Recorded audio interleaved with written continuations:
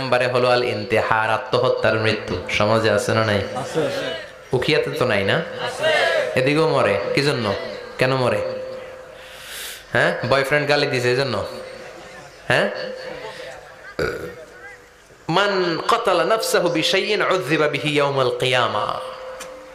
যে জিনিস দিয়ে যে যাকে মেরেছে, আত্মহত্যা করেছে, সুইসাইড করেছে, কিয়ামতের দিন ওই জিনিস দিয়ে সে তাকে মারবে, এটাই হবে তার শাস্তি।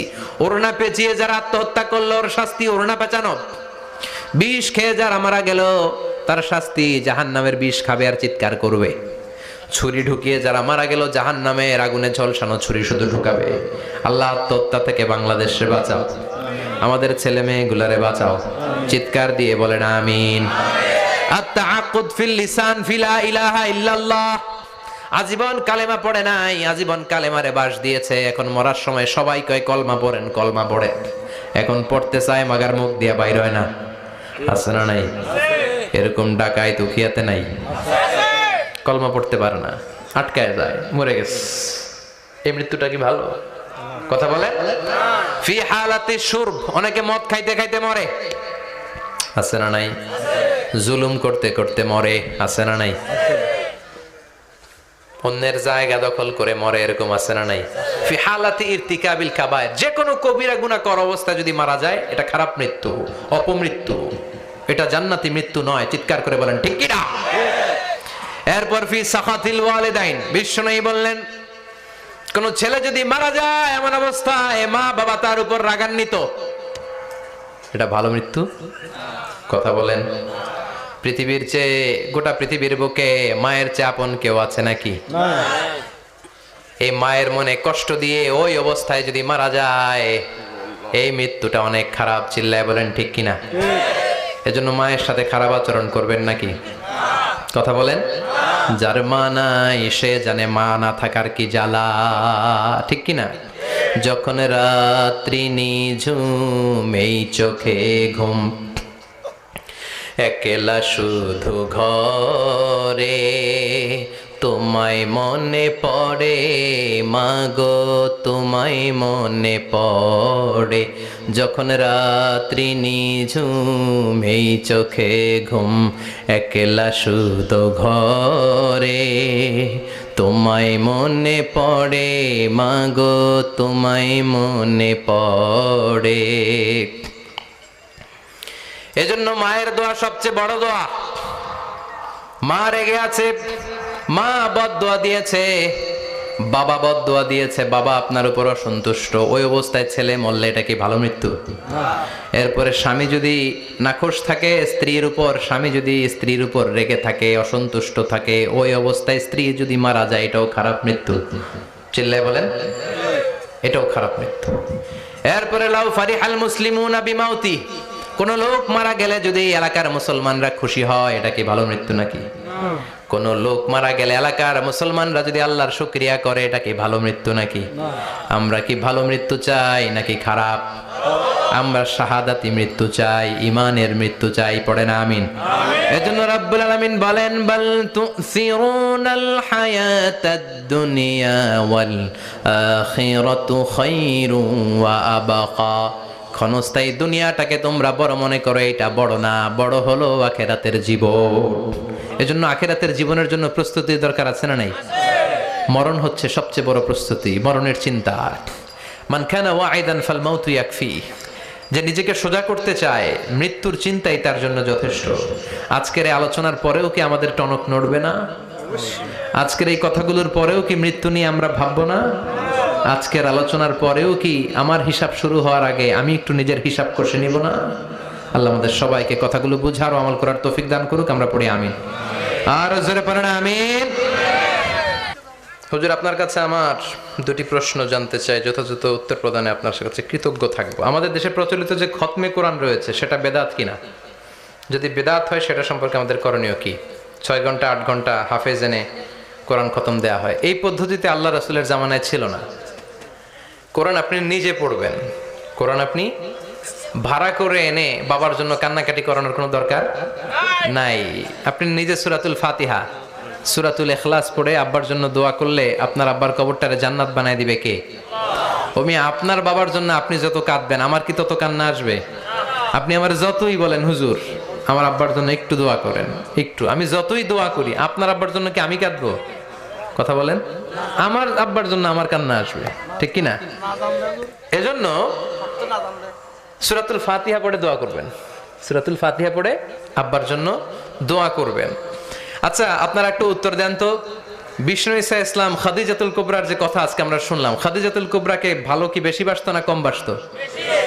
খাদিজাতুল কুবরার ইন্তেকালের পরে সাহাবাদেরকে নিয়ে কোরআন খতম হয়েছে? হয় নাই। ফাতেমাতুজ জোহরা উনি আগে মারা গিয়েছেন, সাইয়েদনা আলী ইন্তেকাল করেছেন পরে, হাসান হুসাইন বেঁচে ছিল, উনি কি ওনার আম্মার জন্য কোরআন খতম করেছে এইভাবে?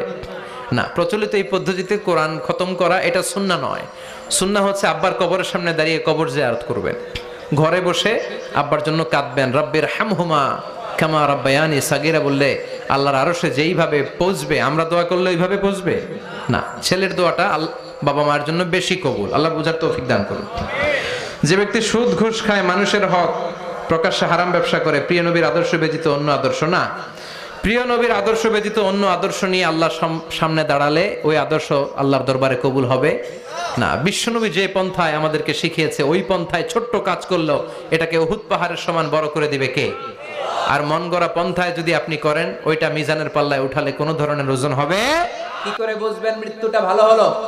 এক নাম্বার আলামত আন-নুতকু বিশ-শাহাদা, মরার আগে আওয়াজ করে জিকির করে কেউ যদি পড়তে পারে লা ইলাহা ইল্লাল্লাহু মুহাম্মাদুর রাসূলুল্লাহ সাল্লাল্লাহু, এটা হচ্ছে আলামাতু হুসনিল খাতিমা। আপনার মৃত্যুটা যে ভালো মৃত্যু হয়েছে এটার আলামত। কি মৃত্যু?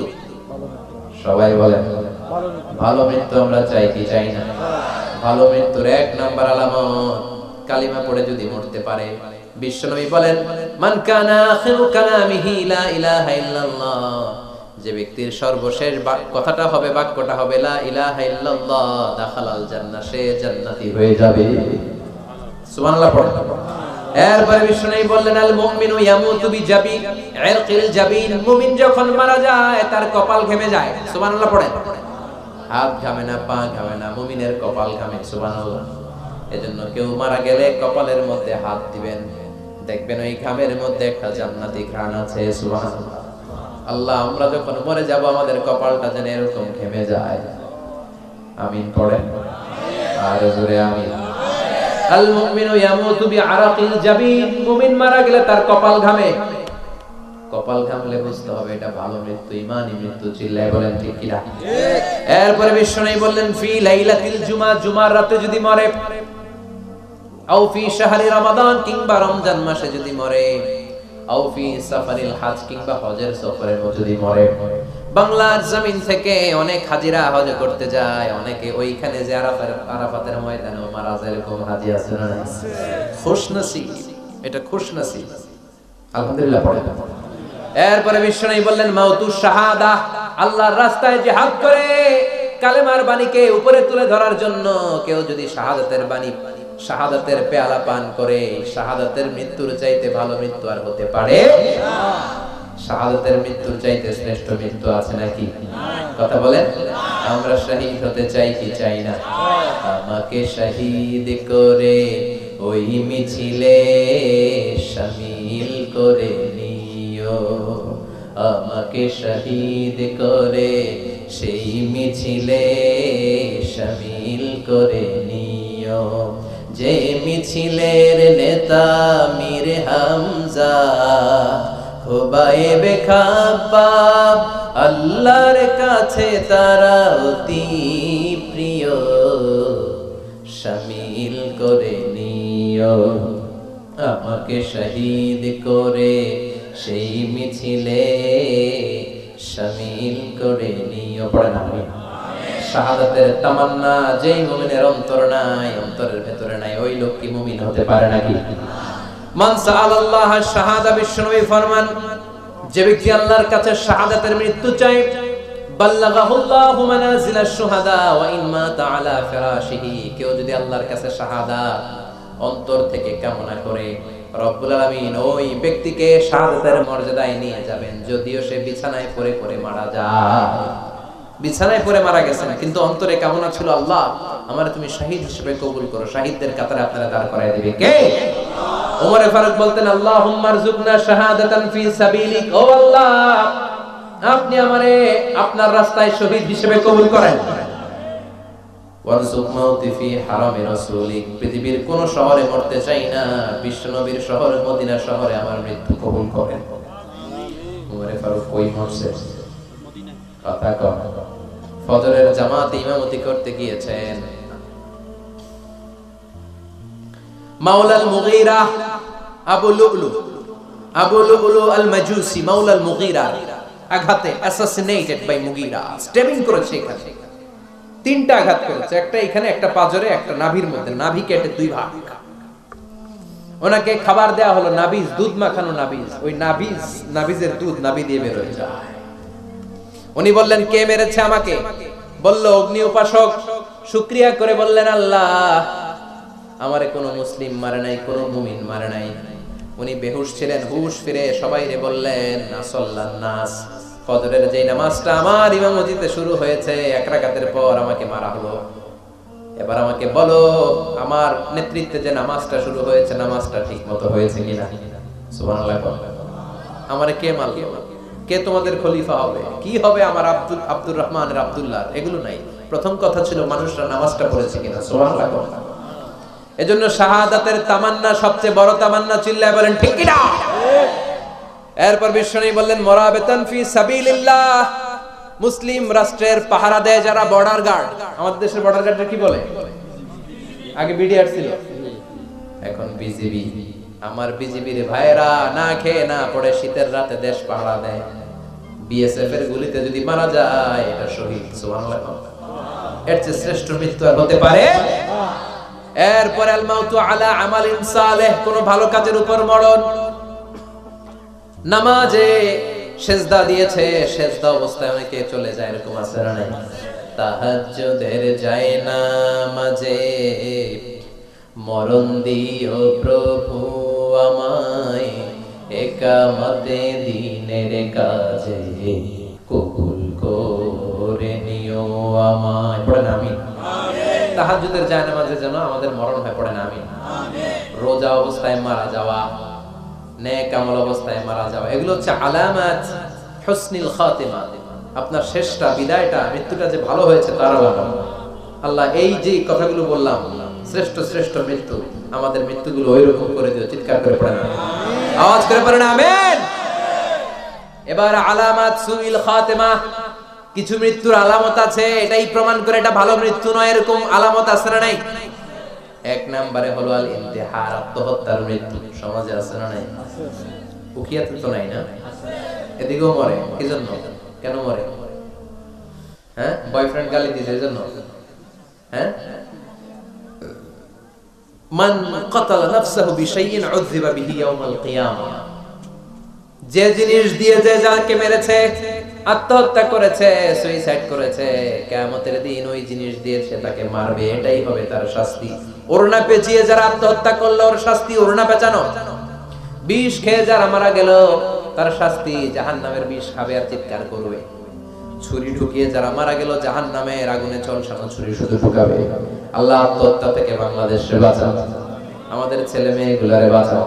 চিৎকার দিয়ে বলেন আমিন।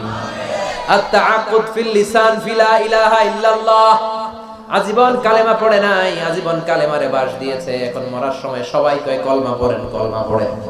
এখন পড়তে চায়, মাগার মুখ দিয়া বাইর হয় না। আছে না নাই? এরকম টাকায় দুনিয়াতে নাই, কলমা পড়তে পারে না, আটকায় যায়, মরে গেছে।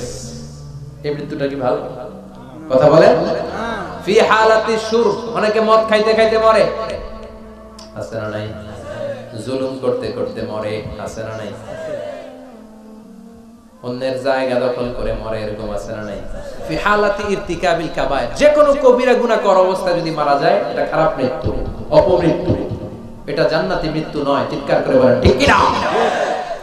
এরপর ফি সাখাতিল ওয়ালিদাইন, বিশ্বনবী বললেন, কোন ছেলে যদি মারা যায় এমন অবস্থায় মা বাবা তার উপর রাগান্বিত, এটা ভালো মৃত্যু? কথা বলেন। গোটা পৃথিবীর বুকে মায়ের চেয়ে আপন কেউ আছে নাকি? এই মায়ের মনে কষ্ট দিয়ে ওই অবস্থায় যদি মারা যায়, এই মৃত্যুটা অনেক খারাপ। চিল্লায় বলেন ঠিক কিনা? এজন্য মায়ের সাথে খারাপ আচরণ করবেন নাকি? কথা বলেন। যার মা নাই সে জানে মা না থাকার কি জ্বালা, ঠিক কিনা? যখন রাত্রি নিঝুম এই চোখে ঘুম, একলা শুধু ঘরে, তোমায় মনে পড়ে মাগো, তোমায় মনে পড়ে।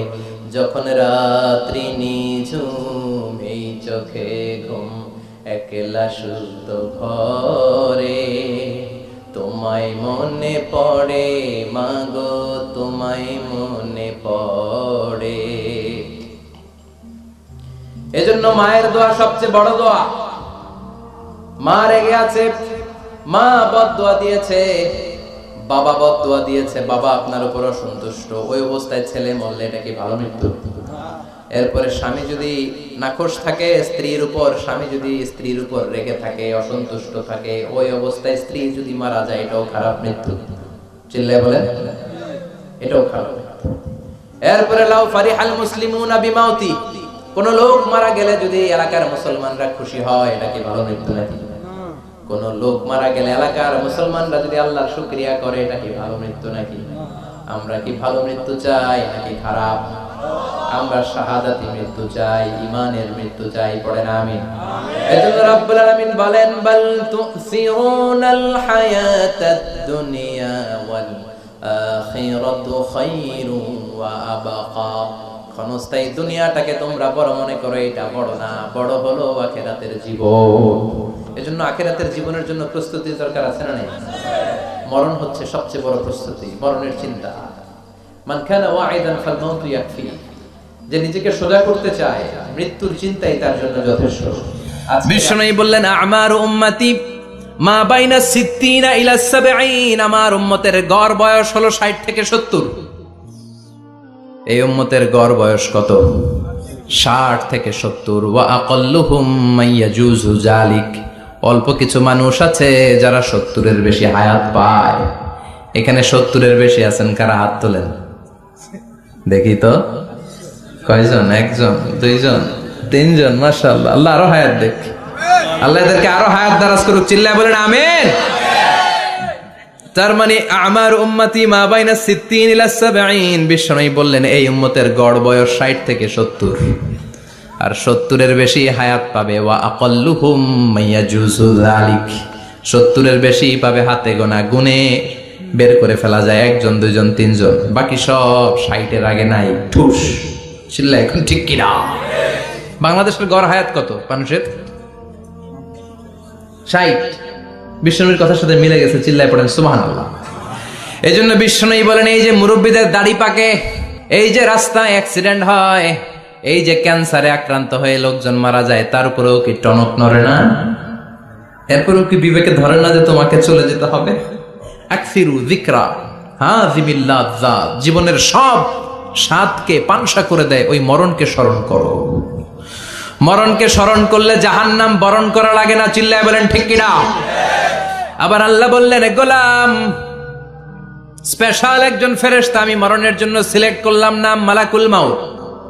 তাকে আমরা আজরাইল বলে চিনি। এই মালাকুল মাউত তার বাহিনী নিয়ে নির্ধারিত টাইমে গোটা বিশ্বের সব মানুষের রূহ কবজ করে। অন টাইম নাকি দেরি করে? মালাকুল মাউত আগেও আসে না, পরেও আসে না। সুবহানাল্লাহ পড়েন। সাইয়েদনা সুলাইমান আলাইহিস সালামের জামানাতে ওনার এক ওয়াজির ছিল, মন্ত্রী। ওই মন্ত্রীকে নিয়ে উনি বৈঠক করতেন। ওনার সময় উনি মালাকুল মাউতের সাথে বৈঠক করতেন। শুনতেছেন? আপনাদের মনোযোগ আছে তো? উনি বৈঠকে বসেছেন, মালাকুল মাউত বসা, ওয়াজিরও বসা। হঠাৎ মালাকুল মাউত ওয়াজিরের দিকে বড় বড় চোখ করে তাকাচ্ছেন। বড় বড় চোখ করে তাকানোতে ওয়াজির ভয় পেয়েছে। হঠাৎ মালাকুল মাউত চলে গেল। ওয়াজির বলে, ও সুলাইমান আলাইহিস সালাম, এই যে লোকটা বড় বড় চোখ করে আমার দিকে তাকালো, এটা কে? সাইয়েদনা সুলাইমান বলে, হাদা মালাকুল মাউত। যে বর্ণনাটা বলছি এটা হাদিস না, এটা হচ্ছে ইসরাইলিয়া, জিউস ট্র্যাডিশন। কোরআন হাদিসের সাথে কোনো দ্বন্দ্ব নাই, তাই বর্ণনা করা যাবে। বিষ্ণু বলেছেন, বাল্লিগু আন্নি ওয়ালাউ আয়া। আবার বলেছেন, ওয়া হাদ্দিসু আন বানি ইসরাঈল ওয়ালা হারাজ। বনি ইসরাইলের ট্র্যাডিশন বর্ণনা করো, জিউস ট্র্যাডিশন বর্ণনা করো, এতে কোনো সমস্যা নাই। ওয়াজির বলে, ও সাইয়েদনা সুলাইমান, বড় বড় চোখ করে যে তাকালো লোকটাকে। সাইয়েদনা সুলাইমান বলে, হ্যাঁ দা মালাকুল মাউত, এটা মৃত্যুর ফেরেশতা। ওয়াজিরের কলিজায় পানি নাই, এটা কি ফেরেশতা? শুনে তো পিলে চমকে গিয়েছে, কয় কি মালাকুল মাউত তো আমার চিনে ফেলাইছে, বাড়ি চিনে ফেলছে, আমার খবর আছে। সাইয়েদনা সুলাইমান আলাইহিস সালাম জিনদেরকে দিয়ে কাজ করাতেন, মেঘমালাকে দিয়ে কাজ করাতেন, বিশাল সিংহাসন নিয়ে পৃথিবীর প্রাচ্য থেকে পাশ্চাত্যে ঘুরে বেড়াতেন। সাইয়েদনা সুলাইমানকে ওয়াজির বলে, ও সুলাইমান, মেঘমালাকে আদেশ করে দেন, আমি আর এই ফিলিস্তিনের ভূখণ্ডে থাকতে চাই না। আকাশের মেঘমালার উপরে আমারে বসিয়ে দেন, আর বলে দেন আমারে নিয়ে যেন আকাশের মেঘমালা হিন্দুস্তানের ওই দূর পর্বতে রেখে আসে। আকসা আল হিন্দ, হিন্দের সবচেয়ে দূরবর্তী জায়গায় যেন আমার রেখে আসে। সাইয়েদনা সুলাইমান বললেন, আকাশের মেঘ যাও, আমার ওয়াজিরকে নিয়ে হিন্দুস্তানের একটা উপদ্বীপে রেখে আসো। রেখে আসা হলো। কিছুক্ষণ পর মালাকুল মাউত সাইয়েদনা সুলাইমানের কাছে হাজির। সাইয়েদনা সুলাইমান বললেন, ও মালাকুল মাউত, কই ছিলা? কই, একটু আগে হিন্দুস্তান থেকে আপনার ওয়াজিরের রূহ কবজ করে আসছি। সুবহানাল্লাহ পড়েন। এটা আবার কেমন কথা, তুমি ওইখানে গেলা কেন? কয়, রব্বুল আলামিন কিছুক্ষণ আগে আমার কাছে পয়গাম পাঠিয়েছে, যাও সাইয়েদনা সুলাইমানের ওয়াজিরের রূহটা কবজ করো।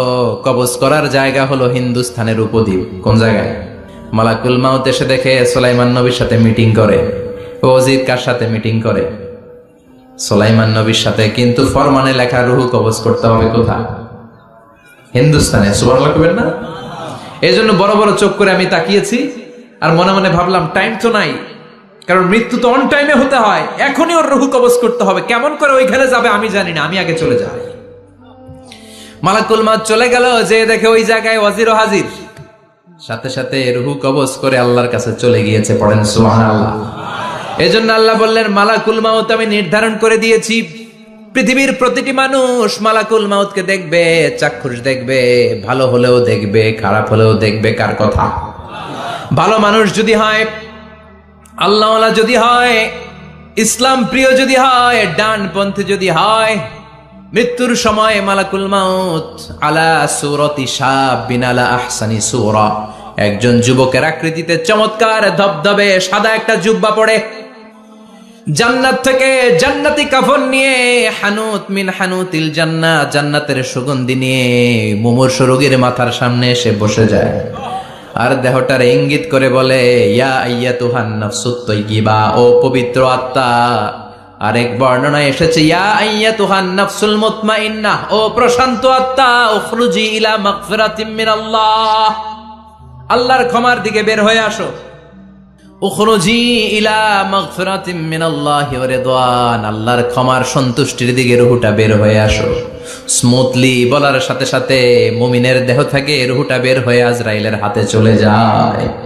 স্মুথলি বলার সাথে সাথে স্বাচ্ছন্দ্যে, আনন্দে মুমিনের দেহ থেকে রূহটা সা করে বের হয়ে মালাকুল মাউতের হাতে এসে পড়ে। পড়েন সুবহানাল্লাহ। আল্লাহ এমন মৃত্যু তুমি আমাদের নসিবে রেখে দিও, চিৎকার করে পড়েন আমিন। আর যারা ইসলাম মানে নাই, আর যারা কোরআন মানে নাই, আর যারা দিন কায়েমের আন্দোলন করে নাই, দিনকে ভালোবাসে নাই, বাম আর রামপন্থী ছিল, নাস্তিক ছিল, ইসলাম বিরোধী ছিল, তাদের কাছেও মালাকুল মাউত আসে কি আসে না? চিল্লায় বলেন, আসে কি আসে না? তাদের কাছেও আসে, কিন্তু আলা সূরাতি আকবাহি রাজুল, একজনের চেহারা যত ভয়ঙ্কর হতে পারে, যত নিকৃষ্ট হতে পারে, এরকম ভয়ঙ্করতম নিকৃষ্ট দুর্গন্ধওয়ালা একটা চেহারা নিয়ে আসে। রিজলাহু ফিল আরদ, পা থাকে জমিনে, রাসুহু ফিস সামা, হাদিসের বর্ণনা, পা দুইটা জমিনে, মাথা আকাশে। এসে ধমক দিয়ে জালিমের মাথার সামনে এসে বলে, ইয়া আইয়াতুহান নাফসুল খাবিসা, হে পাপাত্তা, হে অপবিত্র আত্মা, উখরুজি ইলা সাখাতিল্লাহি ওয়া গাদাবিহি, আল্লাহর রাগের দিকে, আল্লাহর অসন্তুষ্টির দিকে বের হয়ে আয়। মালাকুল মাউতের এই অর্ডার পাওয়ার সাথে সাথে রূহটা কিন্তু বের হয় না। মুমিনের রূহকে ডাক দিলে যেমনি স্মুথলি বেরোয়, কাফিরের রূহ এভাবে বেরোয় নাকি? কথা বলেন। রূহটা ডানে যায়, ফাতাতাফাররাক, একবার রূহটা ডানে যায়, আবার রুহুটা বায়ে যায়, আবার সামনে যায়, পায়ে যায়, হাতের মধ্যে ঢুকে ডানে বায়ে যায়।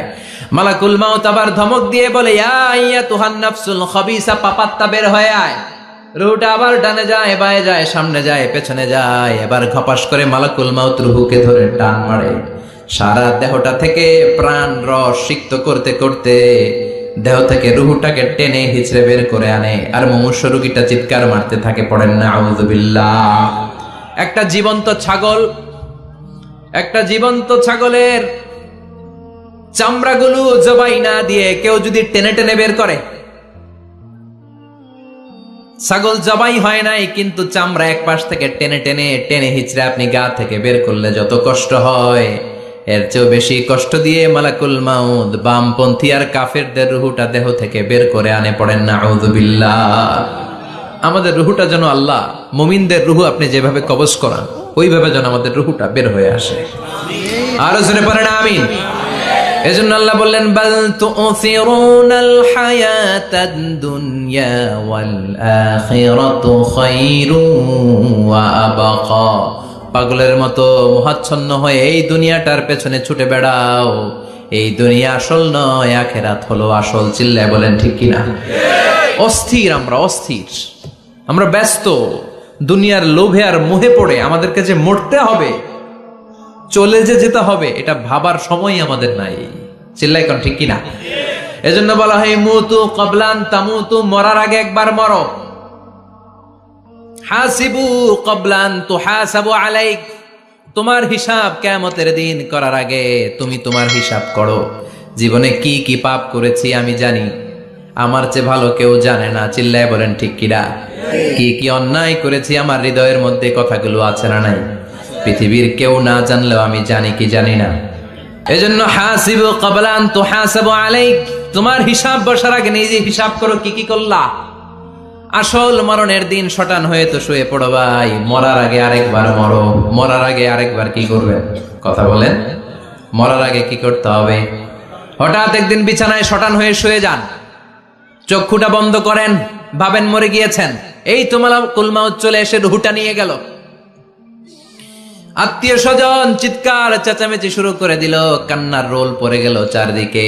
মাইকের মধ্য দিয়ে, মসজিদের মাইকে অ্যানাউন্স হয়, অমুক এলাকার নিবাসী অমুক ভাই আমাদের মধ্যে দুনিয়ায় নাই, তার জানাজা হবে এশার নামাজের পর। সবাই এসে রুহের মাগফিরাত করেন।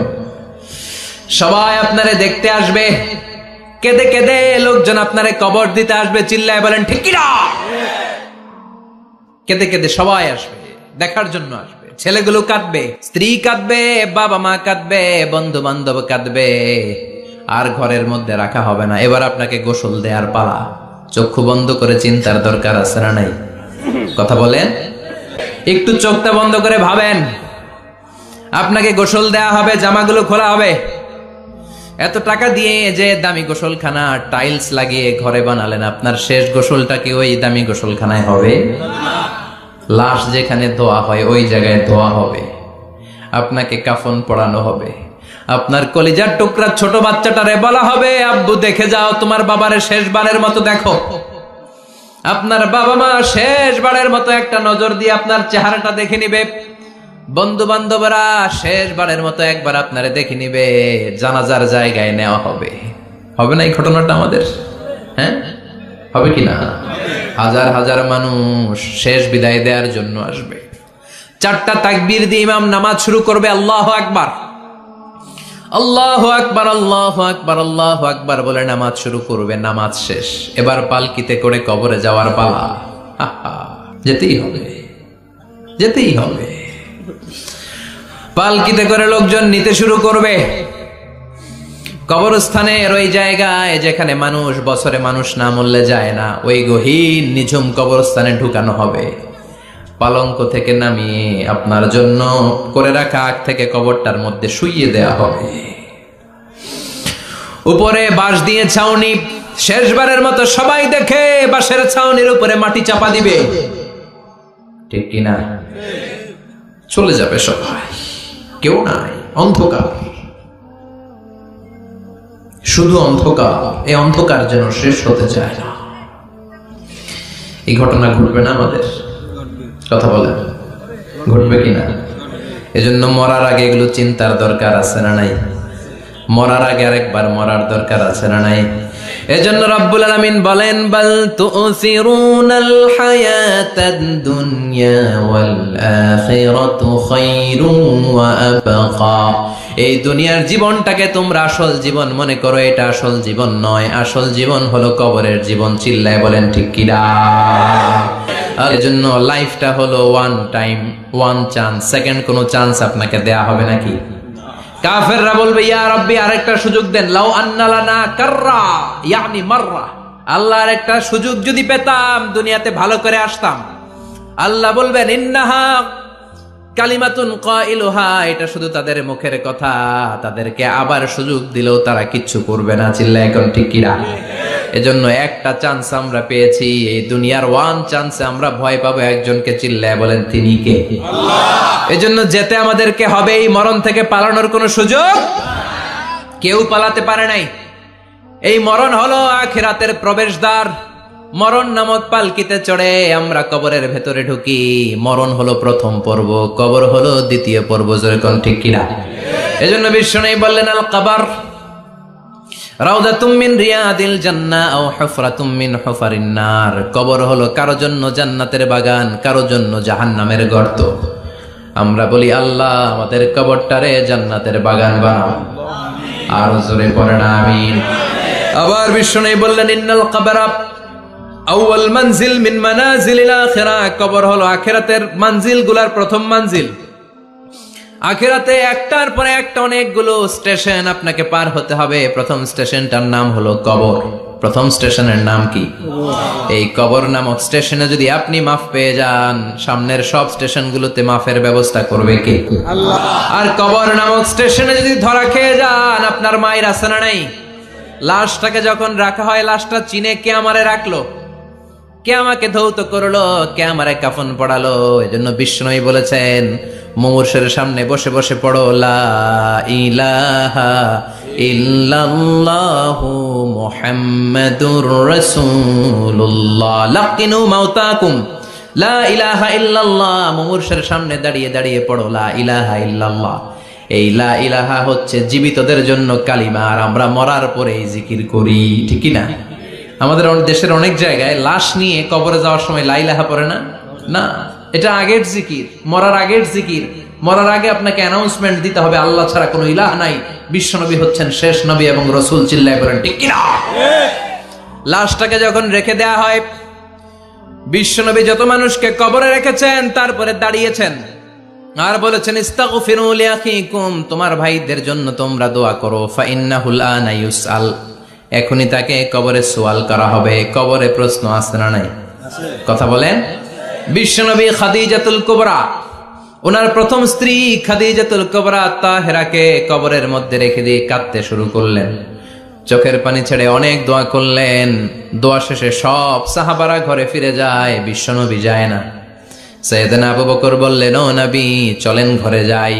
অনেক তো দোয়া করলেন। বিশ্বনবী বললেন, আবু বকর তুমি যাও, আমি যাব না। এইটা সাধারণ মহিলা না, এটা বিপদের দিনের সঙ্গিনী খাদিজা। মক্কায় যখন আমার কেউ ছিল না, খাদিজা আমারে ভুলে নাই। 3 বছর কাফিররা আমাকে জেলখানায় বন্দি রেখেছে, নাম শিয়াবে আবি তালেবের জেলখানা।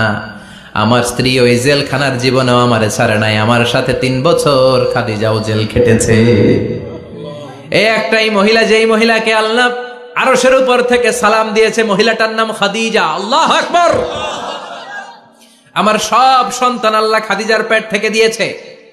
ফাতেমাতুজ জোহরা খাদিজার মেয়ে, জাইনাব খাদিজার মেয়ে, উম্মে কুলসুম খাদিজার মেয়ে, রুকাইয়া খাদিজার মেয়ে, আবুল কাসেম বিশ্বনবীর ছেলে খাদিজার ছেলে, আব্দুল্লাহ যাকে তাইয়্যিব এবং তাহের নামে আমরা চিনি, সেও খাদিজার ছেলে। সুবহানাল্লাহ। ও আবু বকর, আমার এই কলিজার টুকরা প্রিয়তমা খাদিজারে রেখে দিয়ে কেমনে বাসায় যায়? তুমি যাও, আমি দাঁড়িয়ে থাকবো। এখনই মুনকার নাকির এসে খাদিজারে প্রশ্ন করবে, আমি দেখবো খাদিজা উত্তর দিতে পারে কিনা। আর প্রশ্নের উত্তর যদি ভুল করে ফেলে, কবরের উপর থেকে আমি নিজে প্রশ্নের উত্তর দিয়ে দেব। এজন্য কবরের আযাব থেকে বিশ্বনবী পানাহ চেয়েছেন। বিশ্বনবী বলেছেন, আল্লাহুম্মা ইন্না নাউযু বিকা মিন আযাবিল কবর। ও আল্লাহ, কবরের আযাব থেকে তুমি আমাদেরকে বাঁচাও। পড়েন আমিন। কবরে মুমিনদেরকে 4টা প্রশ্ন করা হবে, কাফিরদেরকে 3টা প্রশ্ন। চিৎকার করে বলেন মুমিনের প্রশ্ন কয়টা? আর জোরে বলেন। প্রথম প্রশ্ন, মার রব্বুক, তোর রবের নাম কি? আমরা কি বলবো? আল্লাহ আমারে রব, এই রবি আমার সব, দমে দমে তনু মনে তারি অনুভব। আল্লাহ আমারে রব, এই রবি আমার সব। পড়েন আমিন। দ্বিতীয় প্রশ্ন, আমার দিন, উত্তর দিনের নাম কি? ধর্মের নাম কি? তৃতীয় প্রশ্ন, মান হাযার রাজুল, এই লোকটাকে কে? আমরা বলবো মুহাম্মদ সাল্লাল্লাহু। 3টা প্রশ্নের উত্তর যখন আপনি কবরে করে দিতে পারবেন, অতিরিক্ত একটা প্রশ্ন, ওয়ামা ইলমুক, এই যে 3টা প্রশ্নের উত্তর পাল্লা, কেমন করে উত্তর জানলা? কোত্থেকে শিখেছো? নকল করে আনছো কাফনের কাপড়ে? পরীক্ষার হলে নকল আছে না নাই? হাতে নকল আছে না? পায়ে নকল, মোজার ভিতরে নকল আছে না নাই? মোবাইলে নকল আছে না নাই? নকল থেকে আল্লাহ তুমি বাঁচাও। আরো আসতে কোন আমিন। কিভাবে জানলা? কেমন করে 3টা প্রশ্নের উত্তর শিখলা? What is the source of your knowledge? তথ্যসূত্র কি? আপনাকে বলতে হবে আমি যেই কিতাবটা থেকে শিখেছি কিতাবটার নাম কি? চিল্লায় বলেন কি নাম? এই কিতাবটা হলো কোরআন। আপনাকে বলতে হবে কোরআন থেকে আমি শিখেছি, বিশ্বনবীর হাদিস থেকে আমি শিখেছি। 4টা প্রশ্নের উত্তর যখন পারবেন, ফেরেশতারা বলবে আহলান সাহলান, খুশ আমদেদ, কংগ্রাচুলেশন, বাহ বাহ, তুমি তো চমৎকার পেরেছো। ফায়ুফসাহু লাহু কবরুহু 70 যিরাআন, মুমিন বান্দার কবরটা 70 হাত লম্বা করে দেয়া হবে। ইফতাহু লাহু বাবুন ইলাল জান্নাহ, জান্নাতের দিকে তার কবর থেকে একটা দরজা বানিয়ে দেয়া হবে। জান্নাতের সুঘ্রাণ ঠান্ডা বাতাস এসে তার কবরের ভিতরে ঢুকতে শুরু করবে। ইউলবাসু লিবাস মিন আহলিল জান্নাহ, জান্নাতীদের পোশাক তার গায়ের মধ্যে পরিয়ে দেয়া হবে। আল্লাহু আকবার। আর বলা হবে নাম কানাউমিল আরুস, বাসর রাতে বর যেমনি কনেকে নিয়ে ঘুমিয়ে যায়, তুমিও একটা ঘুম দাও। আলহামদুলিল্লাহ পড়ে। মুমিন বান্দা আনন্দের একটা ঘুম দিবে। ইসরাফিলের সিংগার আওয়াজ ছাড়া পৃথিবীর কোনো কিছুই তার আগে ঘুম ভাঙতে পারবে না। আল্লাহ আমরাও যেন সেদিন কবর একটা মজার ঘুম দিতে পারি, তুমি তৌফিক দাও। চান্স, কেউ যদি বলে আসরের যে নামাজটা পড়বেন এটাই আপনার জীবনের শেষ নামাজ, ওই নামাজ আপনি তাড়াহুড়া করবেন? কথা বলেন। আরে কাঁদতে কাঁদতে আপনি শেষ।